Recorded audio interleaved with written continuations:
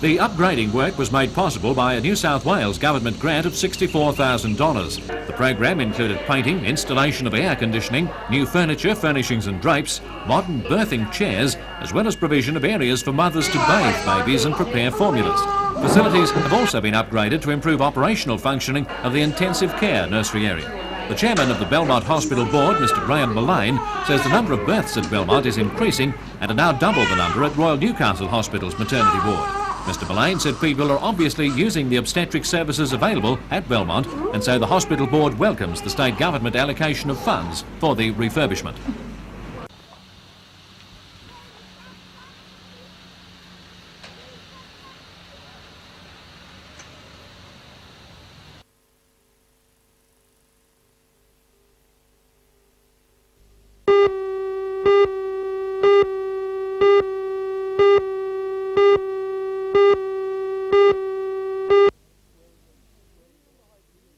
Well, the real idea was that so many we've spoken to, some had met them 30, 40 years ago, and I said, look, wouldn't it be good if we could just get together and, well, to some they said we haven't met.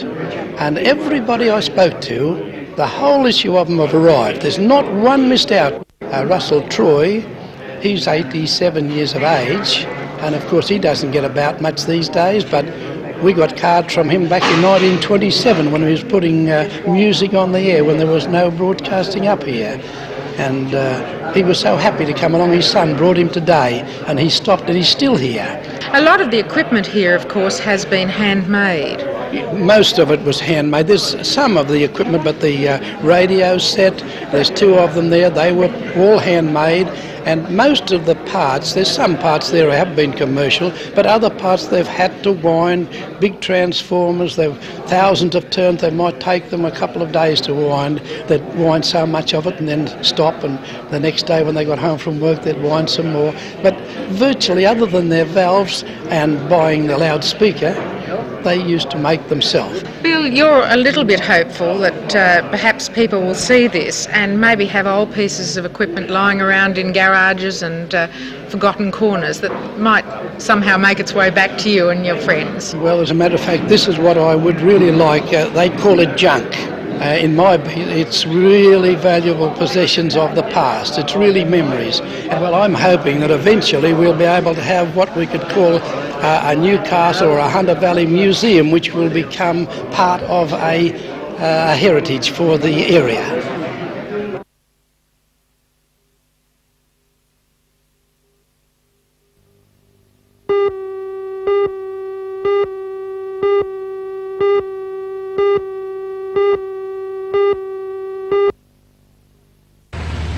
This car is one of 40 of the last generation of suburban carriages before production of the Tangara begins.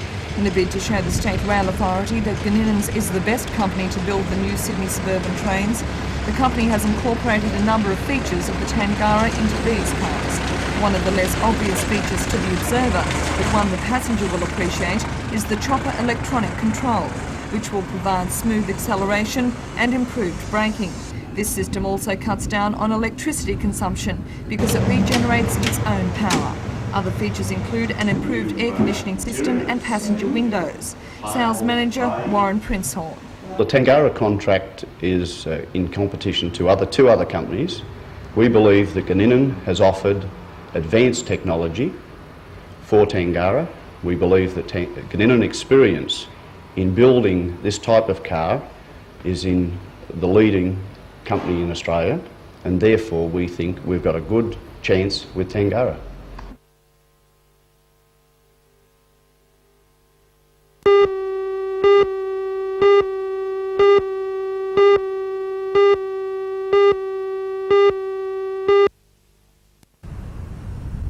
After the miserably wet weather of the last few days, the Belmont Golf Course was graced with sunshine for the first 18 holes of the tournament.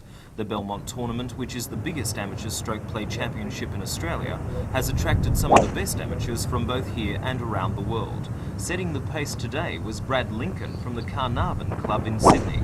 He finished on top of the leaders' board with a 3-under round of 69. One stroke behind was 18-year-old Peter Baker, a Walker Cup player from England who likes the local conditions and was in the top 3 all day. Also on 70 are State Junior Team player David Ecob and Belmont veteran Tony Jones. Finishing on 71 were Billy Guy from South Australia, Queensland Junior Matthew King, Belmont Stephen Northey, Mark Nash from Bonnie Doon and Charlie Fox from Fox Hills. 70. Oh, that's things all right today.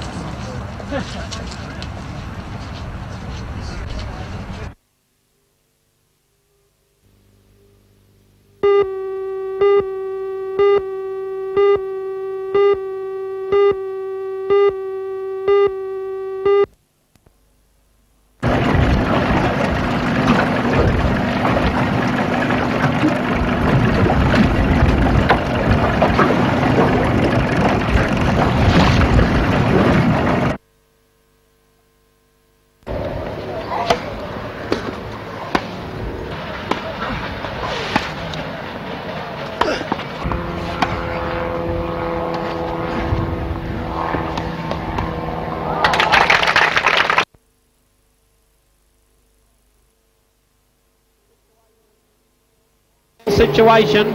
John Pine's got to keep Ken Brightbill out. If the Americans sneak another ball away here, it's going to make it very, very difficult for the Australians to peg them back. Rodney Combs at the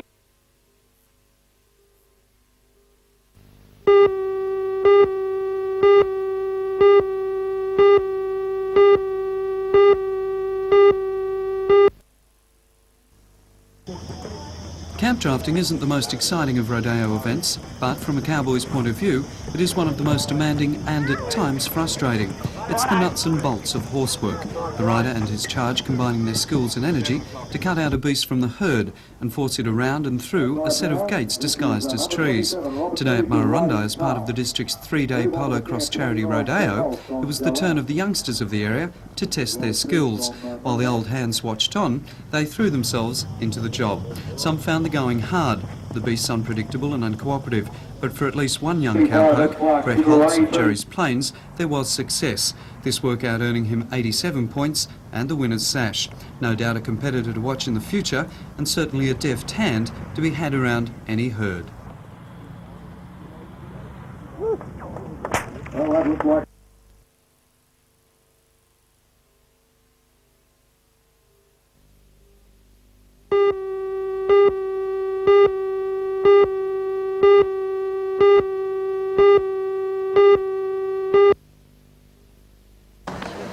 For reigning Australian hardcourt champion Peter Doohan, yesterday's match against local opponent Brian Williams was another feather in his cap. Doohan, the Newcastle-born tennis star, has spent the last few weeks playing in New Zealand, and his technique was in top form for the County of Northumberland Championships, played at District Park yesterday. Although Williams put up a hard fight, taking his share of points from Doohan, the competition proved too strong. Doohan won the match 6-1, 6-3. In the women's final, defending champion 16-year-old Tracy Mowell met Gina Fogarty in what turned out to be a close and hard-fought match. Mowell won the first set 6-4, lost the second 4-6, and then fought for 6-3 in the deciding set to retain her title. In golf, it was another case of close competition in the Harvey Norman Lake Macquarie Amateur Open at Belmont. 20-year-old Peter O'Malley from Bathurst was runner-up in last year's Australian Amateur Championships, and yesterday finished 4 under the card in first position. Mark Nash from Sydney came in second in a surprising result after he looked a certain winner on Sunday's course record of 65. Nash struggled yesterday to slip from 8 under to just 2 better than the card. And it wasn't defending champion Ray Pickersday, homing in at equal third place with David Smith on 1 over, after a score of 9, putting 3 into the water on the 9th hole.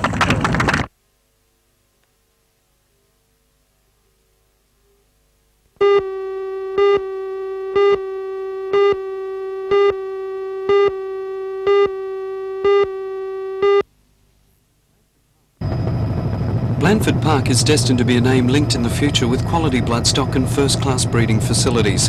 The stud occupies 1,500 hectares of prime upper hunter land, either side of the New England Highway between Blandford and Murrurundi, which is arguably some of the best limestone horse breeding country in Australia. It's fast becoming a sprawling complex, home to more than 230 top-quality thoroughbred mares, 150 of which are managed on behalf of outside clients.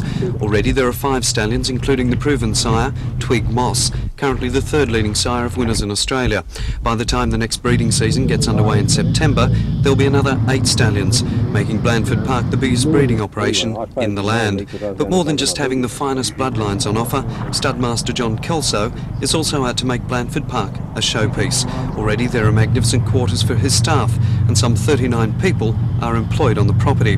The old Pentlands homestead, built in the 1920s, is being lavishly restored and landscaped with a pool, spa and tennis court to cater to the needs of the world's top breeders, owners and trainers who'll be able to fly in using a 1,400 metre airstrip which will soon be constructed. Then there's this magnificent weanling barn with 32 individual boxes, veterinary facilities and weanling education yards. Yearlings will also be trained and kept here. Not far from it, these pens where young mares will be given every opportunity to cycle and breed, and also where foals will be weaned. To ensure the safety of the stock, yards and laneways are springing up everywhere, and to give them the best chance in life, more than $500,000 has been earmarked for the installation of a series of major new dams, which will allow the irrigation of most of the already highly improved paddocks. It's an ambitious project which should be completed within the next 12 months, and which is being funded by revenue raised by the floating of Blandford Park Limited, Australia's first horse breeding operation to become a public company on the stock exchange. I think we showed a profit in excess of $3 million last year. We now have assets of over $17 million, and with, I think, somewhere about 350 shareholders, some of them naturally quite major shareholders. The company has gone remarkably well in a short time. John Kelso is a proud, innovative and knowledgeable studmaster. His involvement in the horse industry goes back 4 generations, and he's obviously very confident of its future. It's the biggest industry in Australia. Its value locally is huge, even bigger than mining. The TAB, of course, has been a tremendous benefactor to racing, but the breeding industry, because of that, has become stronger, and now we see our horses, such as Strawberry Road, competing overseas with success, and I think that as more of our horses go overseas to race, that will tend to popularise our bloodstock overseas, and you'll see more overseas people buying our horses. Apart from the improvements to the water harvesting and reticulation network here on Blandford Park and the arrival of the new sires, the other major improvements will come in the way of fencing. Already there's around 130 kilometres of this type of special fencing. That's about half the job done. At a cost of around $7 a metre, this alone represents an investment of around $2 million. A lot of money to most people, but not when you're talking about the thoroughbred industry in Australia, and more particularly about one man's pursuit of a lifelong dream. John Kelso envisages Blandford Park providing the top professional stud operation in Australia.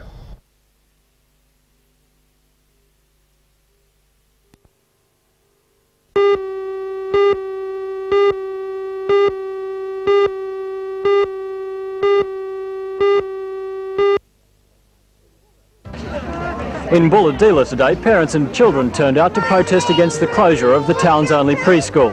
When the preschool closes next week, more than 30 youngsters will have to go without. Join Ray Deneen and John Church for all the news tonight at 6.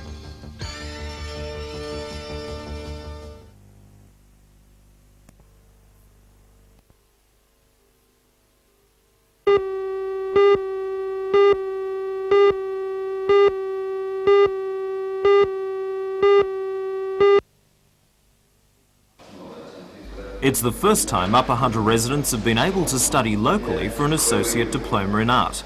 The man behind the move is college art lecturer Peter Singleton, who will use the Muswellbrook Town Hall to teach about 20 students.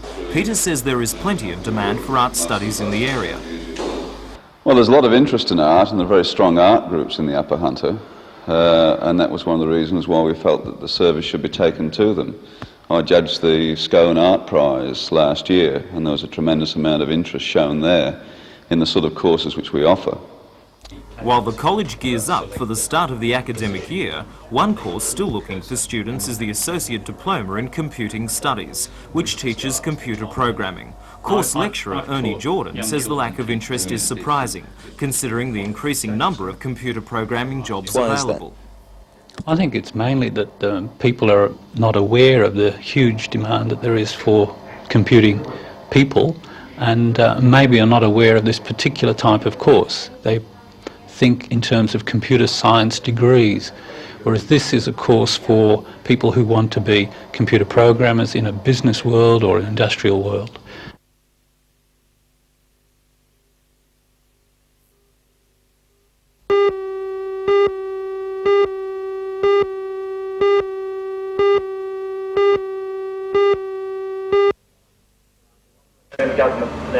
Today, Federal Transport Minister Peter Morris officially welcomed the new bulk carrier to Newcastle. He started the huge Courigan coal loader, which by the time it's finished will have loaded the coal in just over 24 hours. Tonight, Iron Newcastle sails for Japan and Korea, before returning to Western Australia to load iron ore for Newcastle and Port Kembla. This innovative triangular course makes the BHP fleet more competitive, as they carry a payload for 2/3 of the journey. Officials from BHP and the Japanese shipbuilding firm inspected the bridge, which features the latest in computer technology. Later, at a special luncheon, the ship's master, Captain Bill Lloyd, was presented with a plaque commemorating the ship's first visit to the city. BHP's chairman, Sir James Balderstone, gave a progress as a result of the implementation of the Crawford report, and with the... He warned, however, that static freight rates and rising costs would mean the vessels would have to work hard to recover their massive capital investment. Two significant factors that have affected the viability of the project for any future building would be the elimination of the investment allowance and the lower Australian dollar, which has meant that these ships we've built, of course, are now costing us a lot more in Australian dollars. But for the present, we have a ship owned by an Australian company, crewed by Australians, about to take on the world in international shipping.